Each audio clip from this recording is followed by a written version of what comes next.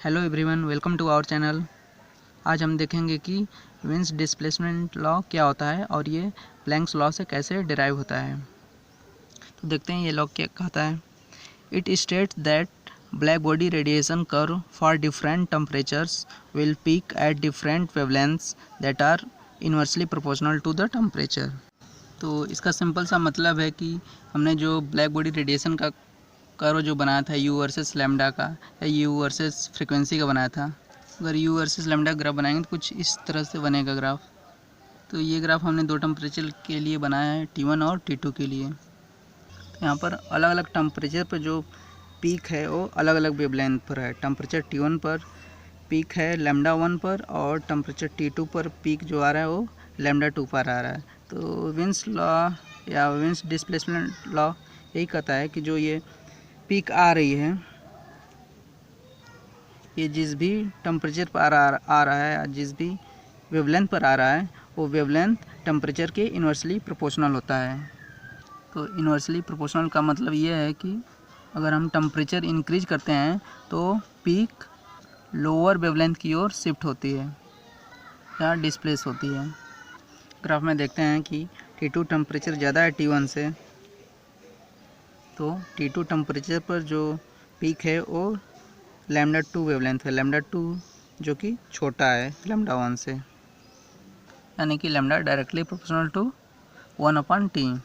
तो प्रोपोर्शनलिटी को हटाते हैं तो एक कांस्टेंट आता है जिसे b से डिनोट करते हैं। तो यहाँ से हम बोल सकते हैं कि lambda into T is equal to B, जो कि कांस्टेंट है जिसका वैल्यू होता है 2.898 इंटू 10⁻³ मीटर केल्विन। तो अब देखते हैं means displacement law planks law से कैसे ड्राइव होता है। तो ये है एनर्जी डेंसिटी जो कि प्लैंक्स ने दिया था, जिसका वैल्यू है 8πh ν/c³ into 1/e⁻h⁻⁻kT-1 into D new.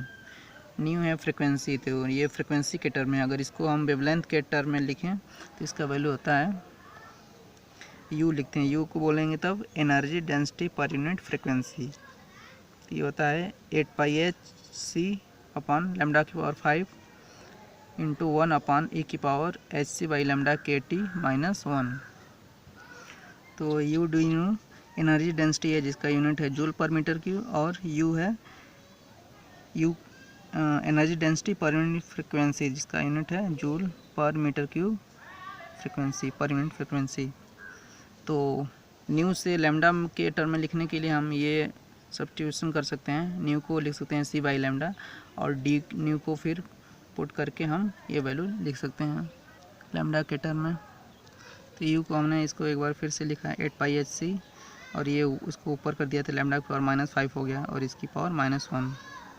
तो यहाँ से यू वर्सेस लैम्डा के बीच ग्राफ बनाएं तो ऐसा ही कुछ ग्राफ बनेगा, अलग अलग टेम्परेचर पर अलग अलग ग्राफ बनेगा। किसी एक फिक्स टेम्परेचर बनाते हैं। अब जब भी हमें किसी ग्राफ का मैक्सिमम या मिनिमम पॉइंट फाइंड करना रहता है, या फिर इस ग्राफ में हम देख सकते हैं कि इस ग्राफ का मैक्सिमम या मिनिमम पॉइंट लैम्डा की किस वैल्यू के लिए है, तो इसके लिए हम डेरिवेटिव करते हैं यू को लैम्डा के रेस्पेक्ट में, यानी कि du/d लैम्डा करते हैं। du/d लैम्डा फाइंड करने के बाद हम उसे इक्वल टू 0 पुट कर देते हैं। तो वहाँ से हम लैम्डा की वैल्यू फाइंड कर सकते हैं कि लैम्डा की किस वैल्यू के लिए ये ग्राफ मैक्सिमम या मिनिमम है। du/d लैम्डा हमें इस ग्राफ का स्लोप बताता है। तो du/d लैम्डा 0 पुट करने का मतलब है कि जहाँ पर स्लोप 0, जैसे यहाँ पर मैक्सिमम पॉइंट है, यहाँ पर स्लोप देख रहे हैं 0 होगा, यहाँ पर भी स्लोप 0 होगा। अगर ग्राफ मिनिमम भी होगा, ग्राफ कुछ ऐसे होगा, तब भी हमें स्लोप 0 मिलेगा। तो जब du/d लैम्डा 0 पुट करते हैं तो हमें लैम्डा की ये वैल्यू, और जैसे इस ग्राफ के लिए लैम्डा की ये वैल्यू लैम्डा 2 और लैम्डा 1 हमें मिल जाएगा। तो हमारे पास यहाँ पर u का वैल्यू है, जहाँ पर कि ये कांस्टेंट है, और ये एक फंक्शन मान लेते हैं, एक दूसरा फंक्शन मान लेते हैं। इसको अब डेरिवेटिव करते हैं लैम्डा के रेस्पेक्ट में, du/d लैम्डा।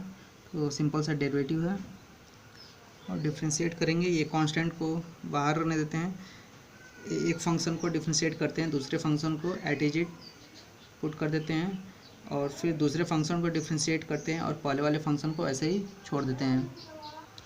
फिर डेरिवेटिव को हमने 0 पुट किया है, और ये सारे टर्म को लिख दिया है।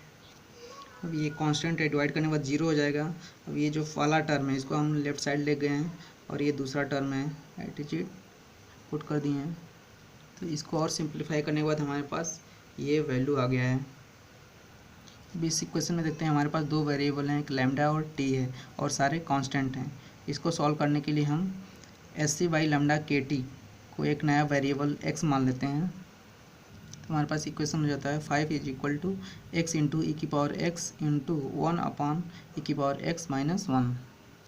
अभी ये इक्वेशन अलजेब्रिकली सॉल्व करना तो काफ़ी मुश्किल है, इसलिए हम इसे ग्राफिकली सॉल्व करते हैं और हम पाते हैं एक्स का वैल्यू जो है 4.965 आया, यानी कि हमें एस सी बाई लैम्डा के टी का वैल्यू मिल गया 4.965। ये अब दोनों साइड इन्वर्स कर देते हैं तो हमारे पास ये वैल्यू हो गया। फिर यहाँ से हम लैम्डा और टी का मल्टीपल वैल्यू, ये एस सी बाई की कांस्टेंट है, सारे कांस्टेंट के एक तरफ करते हैं। तो कांस्टेंट का वैल्यू रखने के बाद एच जो प्लैंक कांस्टेंट है, सी स्पीड ऑफ लाइट और के है बोल्ट्जमैन कांस्टेंट, सारा वैल्यू रखने के बाद हमें मिलता है 2.898 इंटू 10⁻³ मीटर केल्विन। तो लैम्डा टी का वैल्यू इतना हो गया है। तो यहाँ से हमें यहाँ ये भी पता चला है कि लैम्डा की वैल्यू क्या हो जाएगी तब, यानी कि लैम्डा की किस वैल्यू के लिए मैक्सिमम ग्राफ मिल रहा है 2.898 इंटू 10⁻³ डिवाइड बाई टी, इतना मीटर। तो टी टेम्परेचर पर लैम्डा की इस वैल्यू के लिए हमें मैक्सिमम ग्राफ मिलेगा। इसी को लैम्डा को कोई लैम्डा मैक्स भी लिखता है। तो लैम्डा मैक्स इंटू टी का वैल्यू कांस्टेंट होता है जो कि इतना होता है 2.898 इंटू 10⁻³ मीटर केल्विन। तो इसी को बोलते हैं विन्स डिस्प्लेसमेंट लॉ। तो ये हमने प्लैंक्स लॉ से डिराइव कर लिया। Thank you.